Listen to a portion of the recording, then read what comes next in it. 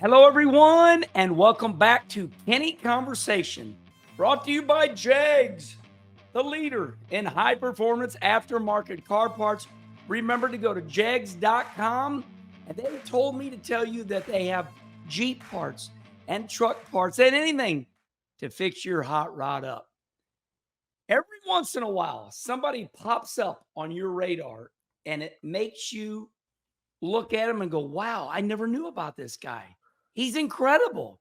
And then I did more studying. He is truly an artist, Eric Estepp. Eric, welcome to Kenny Conversation. Hey, thank you so much for having me, Kenny. That was a very kind intro. I'm excited to be here. Because I've watched your YouTube channel for the past couple of years. Obviously, I've watched you on TV growing up, but watching your channel, I see you're talking to Kyle Busch, Kyle Larson, Danica Patrick, stars of the sport. When you first messaged me on Twitter, had to double check and make sure it was the real Kenny Wallace, because I'm like, man, I hope I can bring some fun perspective, something interesting to the show, because those are some tough acts to follow. Well, I did a lot of racing with them. And this show, the Kenny Wallace show, was not my idea. It was Charlie's. And I moved from North Carolina back home. And Charlie was working at Channel 2, and he quit Channel 2 and he said, let me start you a YouTube show. And I said, no. And then like a month later, he asked me again. And so here we are. But listen, Eric, it's all about you. Number one, there's so much to talk about, but your logo, that thing's really good. Logos are very important when you start something. Did you create your own logo? So I guess I have two logos. You're talking about the face? Yeah, the face. Yeah, so I took a photo of myself and then just, changed the colors around to make it black and yellow, because those have always been my show colors. I think it pops. And there was a stretch, a few years ago where I realized if I want to do YouTube full time, at some point I'm going to have to be more of the brand, I guess, than Yeah. just the things I talk about. And so I'm like, what better way than to quite literally make my face the logo? And that's how it came to be. Well, let me say this. You are an incredible artist. Listen to this. You are the number one NASCAR creator on YouTube. You are the best. Now, listen, there's Dale Jr., but Junior's got an army. And listen, he's a dear friend of mine. Everybody knows that. But, buddy, you're sitting there doing all this stuff yourself. And when I say you're an artist, you created your show, which is called Out of the Groove. It's dedicated to all things NASCAR. You have 136 million views. And one more thing, you have 225,000 subscribers. And I'm thinking you did all that yourself. Did you? I mean, no, absolutely not all myself. Now, from a technical standpoint, I mean, it's me on camera. I like the setting. I edit. I do most all my own research. But I've had folks over the years, whether it's been bouncing ideas off of them, working on larger projects. Like I've had my face on a NASCAR Xfinity Series car before. That kind of stuff I could not do on my own. I've had some other people help me with bigger projects like that have taken things, I think, to that next level. But when I first started the show I do now, I was just, in college in my dorm room. I had a stranger as a roommate, and anytime he wasn't in the room, like out at class or something, I would fire up the camera and just talk. And so it's still in very many ways is that, from a technical standpoint, that's what it is. But no, from other folks, from my parents who supported me through this journey, when I told them that, hey, I graduated college, and they're like, what are you going to do? I'm like, I'm going to commit to this YouTube thing full time and just see what happens, see where it goes. And they support it. I guess they figured he must know what he's doing if he's this confident about it. And so it wouldn't be possible without a lot of folks like that in my life. I mean this. You're unique, and I mean that in a good way. Some people go, he's unique, meaning he's weird, but you're not. You're not weird. I keep going back to the word artist, and here's why. As I studied up on you last night, you're brave. You went to work at Disney, and there's a picture there of you working. What is it? Tower of Terror. Yeah, I did do that. and that picture is like it's down on the floor, and I do want to talk about you being very tall, but when did you work at Disney and what made you go to work there? That was a few years ago. It was when I was in college. I just went for a few months. I thought it'd be fun. I've always, I went to school to study filmmaking, and so I've always enjoyed, visual storytelling and things like that. And Disney, a lot of those theme parks, it all is just telling one big story. So I figured, why not? You get to go hang out at the parks for a few months during your downtime, and it was a weird experience, but especially to look back now, what I do now, in really no way, shape, or form correlates to what I do now. But it was fun. And yes, I'm 6'7", so being tall and working at an attraction like the Tower of Terror worked in my advantage for sure. Exactly where I was going with that. Yeah. That's what I mean by being an artist. Tower of Terror, you're tall, you got the long trench coat on. I'm Yeah. like, this guy is incredible. When I got to be honest, out of everything you've done, I'm into psychology. I've been to sports therapy, so I can be the best I can be. All the NASCAR drivers now take sports psychologists, so people don't get you. Us racers we're ready to fight. You know what I mean? And I study people, and you were very unique, and I just admire you. And another Thank you. thing, I watch your shows. Uh, Sometimes in life, it all comes together. You have a great style, your voice, and the way you deliver. Was that mistake, or did you practice that? I don't know if I guess I practiced by doing it over the years. I used to talk way too fast. I used to stumble over myself more, just Me too. Me too. well, the thing is, I'm so self-conscious about it. I edit a lot of my mistakes out. You'll see a lot of jump cuts, and that comes from, I think, just early days of YouTube. See, I grew up as YouTube was booming, and a lot of YouTubers I watched, it was quick, it was fast paced. You have to keep the audience engaged because you're right there on the side. Even people watching this video, there's a ton of other things they could click on right there on screen, most likely. And so, how do you keep them locked in? Quick, quick, quick. Get to the point. Get to the point quickly. So, it's been practice over the years. I grew up watching sports shows. Like every morning before school, I would watch the previous night's midnight edition of Sports Center. When I got home from school, I'd watch other shows on ESPN, Fox Sports One. Shoot, I'd watch Speed Channel, and during on Fridays and Saturdays, I'd watch all the NASCAR pre-race and stuff. And so I grew up just all around sports. And again, I like filmmaking and TV, so I kind of just always enjoyed that stuff and was able to sort of marry the two together when I started this show. But it took years, I guess, to get to where I'm at now. And I'm still not great at it, which is, again, why you see so many edits and cuts to hide the imperfections, I suppose. Well, I would say this. I race a lot still.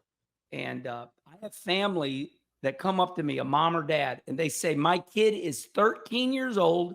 He's won 8 championships. He is going to be the next Kyle Larson. And I tell them, I say, get in line, because there's way more of that all over America. And that's what I'm saying. And I saw about you. I'm thinking to myself, there are so many YouTube creators. This is a crowded space, but yet you stood out to me. So you basically, to everybody that wants to be like you, how did you become this person? I mean, you said early that your mom and dad said you want to do this. How did you become this person? That's a great question. I do think sometimes timing is everything. It's that way, I'm sure, in racing as well, when opportunities may fall in your lap or may go away. Yeah, I think I got in early enough that it was still a crowded space for sure, but it wasn't nearly as crowded as it is now. I see so many folks on just the NASCAR side of the YouTube space sharing their opinions, going to racetracks, documenting their experience, and it's great. It's great to have, because the more voices in the sport, the more opinions are out there, and the more things for fans to engage with Monday through Friday, especially. But I think when I just started, there weren't a ton, so that helped. Kind of being one of the early adopters to YouTube was a big deal. But other than that, I don't know. I guess I think I stood out in some ways because I was a younger fan. Most of the folks on YouTube creating content are younger typically, but at that time, the NASCAR media world was older, and obviously, like, ton of respect for the folks at MRN or Fox or even Dirty Mo Media. Like, they've been around so long, they know way more than I do. They have great stories and experiences to share. But I feel like sometimes maybe they don't always do as good of a job speaking to that 20 to 30-year-old demographic. And I think when I started my show, I was able to do that because that's what I was. I was a college kid. And so I could kind of speak to that a little more. I had the face to go with it, I guess. So I think at the time, that's maybe what helped me stand out, at least apart from other traditional NASCAR media. Apart on YouTube, it's hard. I don't know. I don't know how to do it. Maybe I've just unleashed or hacked the YouTube algorithm, figured out the cheat code. I have no idea. It's a huge mystery to me, honestly. Well, as I studied you, uh, you became extremely popular. I'm talking 10, 15 million views on one video for stop motion racing videos. Look, I did my studying on you. There you I go. write, Wow. I go into my My notes. resume right there. Well, you know what? It's easy. You just there it is. But Yeah. but what as I scrolled back, this talent that you had, it was almost they're incredible videos. They're incredible. Well, thank you. Yeah. As I looked at your stop motion racing videos, because I'm a mechanic fabricator, I'll leave here when I'm done talking to you, and I'll go up and I'll work on my race car. I'll weld, I'll bend tubing. I'm a hard worker like you. So when I watched your stop motion racing videos, I thought to myself, my God, he had to move them an inch, take a picture, move them another. How long did a 8-minute video of that? How long would an 8-minute video take for you to do? Yeah, so yeah, I did those stop motion races basically through high school. That was sort of got me my first established audience on Well, kind they of the NASCAR established side of you. YouTube. Yeah, and yeah, the views were incredible at the time. It was remarkable. I still can't believe it, but I got it down to a process. It was tedious, but I had it down to a process where I could do probably, yeah, an 8-minute video. I'd probably take about 1,500 photos to get all these cars going around this track. And I'd set these Holy up. moly. I'd set these up in my bedroom, or my parents had like a spare room. They'd let me set some of these tracks up to record. I'd have lights and stuff. Again, I turned it into like a process at this point. I got to where I could do a video in probably 15 to 20 hours. So, I'd do them when I got home from school. So I'd go to school, obviously during the week. I'd come home and a few hours here and there would get to work. I'd listen to podcasts, watch TV while I did it. And I could get a video out every week or two for a while there. That's another big thing about YouTube is you need to be consistent. The audience expects consistent uploads. And so now I post almost every day. It's like a daily talk show. But back then, just trying to get a video out every week was a challenge with school and all the other things I had to balance. But yeah, it was a process. It was tedious. Did a lot of them. It was fun.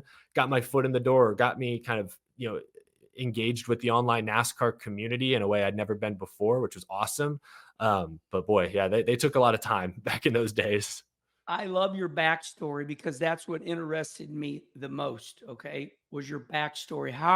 The reason I wanted to talk to you was how did Eric Estepp become Eric Estepp? And in your early days is what was fascinating. Now let's fast forward. Here you are, you're a big NASCAR fan, and I see that you have already met Bubba Wallace, my brother. Uh, and let's go to your hike now because you did a show on your hike, and your editing skills are just, I mean, look at my hand on my forehead. I'm like, this guy's editing is unreal. But you said, Bubba, you introduced yourself to Bubba from behind. You poked him on the back, and he turned around. He looked you right in the chest. So tell us how tall you are and tell us about your encounter with Bubba Wallace. Yeah, that was a few years ago. So like I said, I'm 6'7". Wow. Which I think I did my own research back then. And I think that's taller than any NASCAR driver ever. I think if I remember, Michael Waltrip, 6'4", 6'5". There's a couple other guys in that same range. Carson Hocevar nowadays, how tall is he? 6'4"? He's pretty tall. I've talked to him quite a bit, but Yeah. He's a tall guy. But no, that was a few years ago. That was probably 2018 or 19. I was at Talladega in the infield where all great things happen. yes. And just saw Bubba hanging out. And I was, at this point, this is 5-6 years ago, I was purely a fan I just wanted to get a photo with Bubba Wallace. That's awesome. And tapped him on the shoulder. He turned around and almost fell over, unfortunately. And I don't remember exactly what he said. I think there was an expletive or two involved, but he was stunned by my height. He probably saw like a shadow come over him and didn't know like what was going on. Thought it was the apocalypse or another eclipse or something, and panicked for a moment. But I try not to startle people. I did that video you're talking about a couple of years ago, partially because now when I go to so many races, a lot of fans spot me, want to come say hi. And the number one comment I get is, wow, you are way taller than I thought you would be, which I don't, it doesn't bother me. People always apologize. Like, I'm sorry, we're always talking about how tall you are. No, it's hilarious. I think it's amazing. It puts a smile on people's face. But I made that video because I didn't want to shock people the way I think I accidentally shocked Bubba Wallace that one time. So hopefully nobody has a heart attack when I come around the corner and startle them. I think you and I are a lot more similar than we think, because as you're talking, I'm listening to you. And I know that let's go to social media just for a minute. Okay. Sure. YouTube is great. It's way different. It's their daily TV. Social media is totally different. It's where there's quick conversation.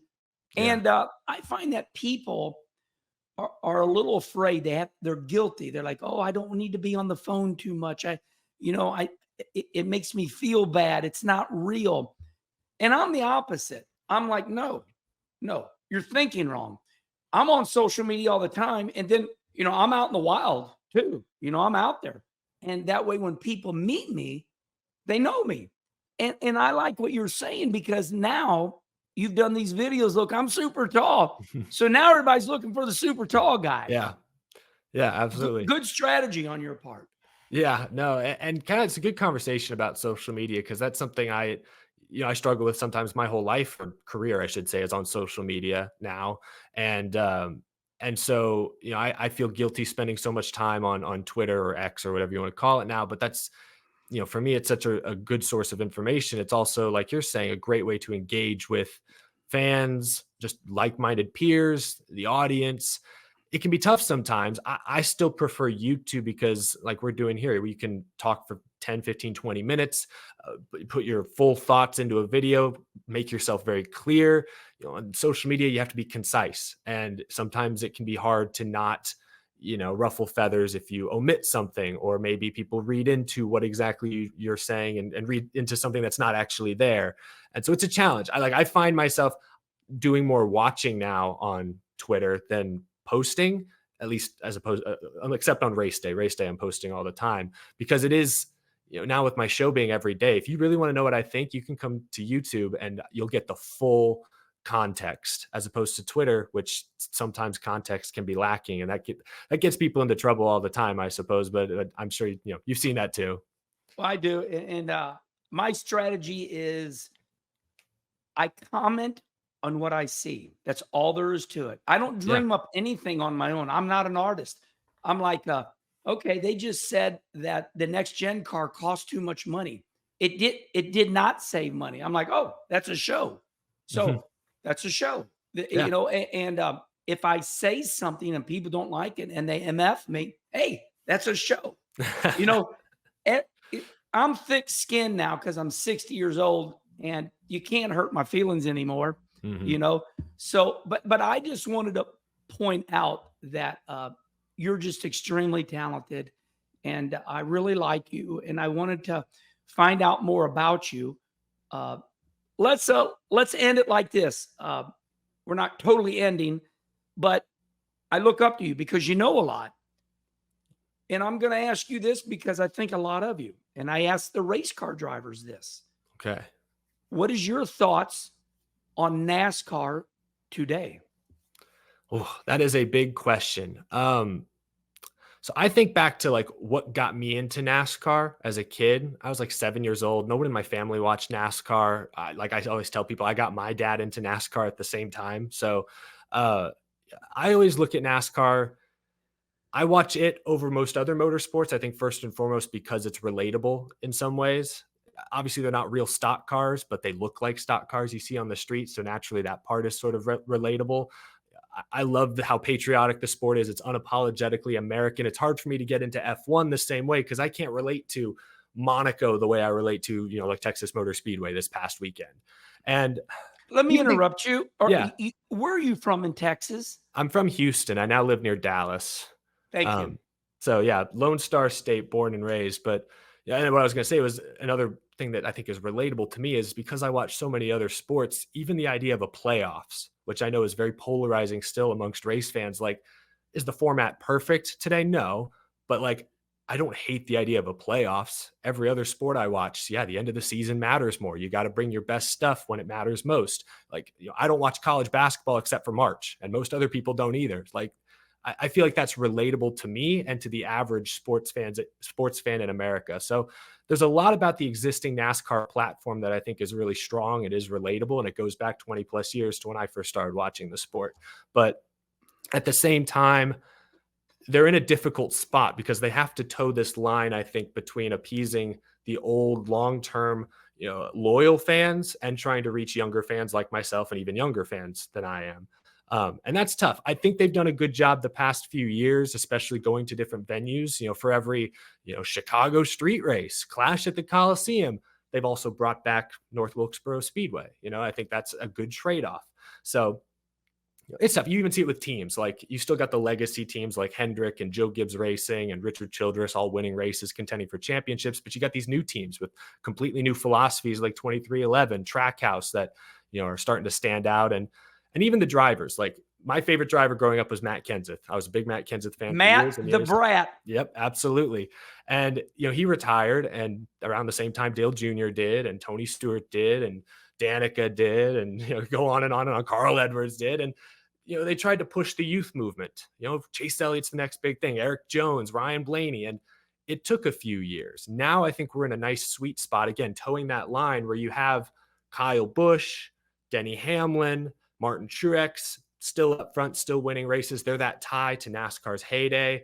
But you've got the young guys like Blaney just won the championship. Chase Elliott's a champion. Go on a Ross Chastain. You also got Chase Elliott, who sort of bridges that gap in some ways. He's a young guy, but he's an Elliott. So the longtime Bill Elliott fans still love him as well. So I think NASCAR is in a good place, but they're also in a difficult place. Everything I just mentioned, they're striking a good balance between the new and the old. I just don't know how long that's sustainable for. I wonder if at some point, like another great example is streaming. They've been on cable and broadcast TV forever.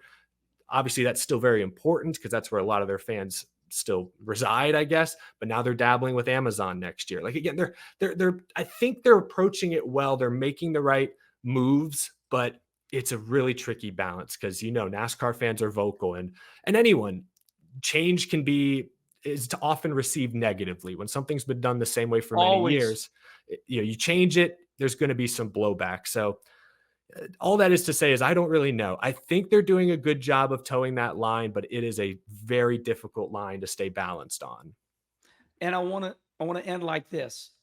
Now you know what I'm going through because I'm going to tell you something that's going to blow your mind.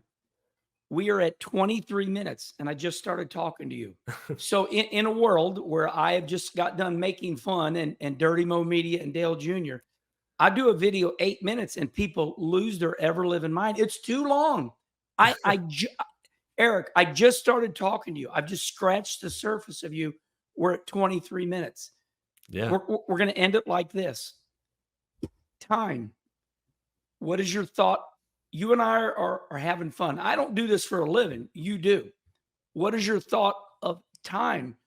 What's wrong with people nowadays? Why can't I do an 8-minute video? Why is it so long? I see all your videos are 13 minutes. What have you zoned in on? Yeah, that's a great question. We're at 24 minutes. I just started talking to you. I think there's no in between anymore because there is a place for like podcasts. People love to sit down, a long drive, a workout, lunch break, and listen to a 30-minute, hour-long podcast. There is a place for things like that, things like this. But I mean, with the rise of TikTok and YouTube Shorts, and even before that, I think just scrolling Twitter or scrolling Instagram or scrolling Facebook, I think there's people have been trained to demand results instantly, instant gratification, I suppose. There you go. Yeah, and I think that's ultimately what it comes down to. And I'm guilty of this too. Like there's times I have a hard time. Me too. Everyone is like, as a society, I think we just have been conditioned by by media to just quick. And so I've waited 30 seconds for my hamburgers at McDonald's. What's going on in there? Exactly. No, we got places to be. Time is precious. I think that's what it is. We've been trained to believe that our time is very precious, which it is, but it makes it harder now for people to really commit and invest. There's a stretch where I told you I went to school for filmmaking and I hardly watched any movies for like a year. I was mostly just watching YouTube and social media, short form content, the occasional podcast. That's changed, since then. I've been trying to force myself to enjoy long form content and you really dive into something, but it's tricky. I think with what I do is 10 to 15 minutes is enough time to dive in fairly deep on a subject, but not so long that folks feel like they've used up their entire lunch break during their work hours, or it's a perfect link for their drive home, something like that.